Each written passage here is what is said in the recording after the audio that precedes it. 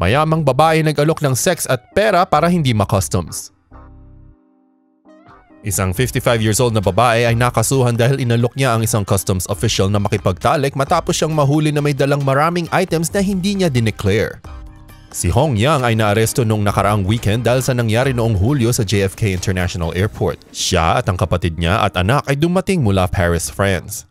Natuklasan ng customs na marami silang dalang mga undeclared luxury items tulad ng designer handbags, alahas, relo at isang fur coat na naghahalagang 7.5 million pesos. Inabot daw ni Yang ang phone number niya sa officer at inalok siya ng relo at 500,000 pesos bilang suhol. Nang tinanggihan nito ng officer, inalok siya ni Yang na makipagtalik at ng trip sa China. Si Yang ay pinakawalan at hindi nakasuhan pero inaresto siya sa pagsuhol sa opisyal. Kahit gaano kapakayaman, may mga tao talaga na hindi nasusuhulan.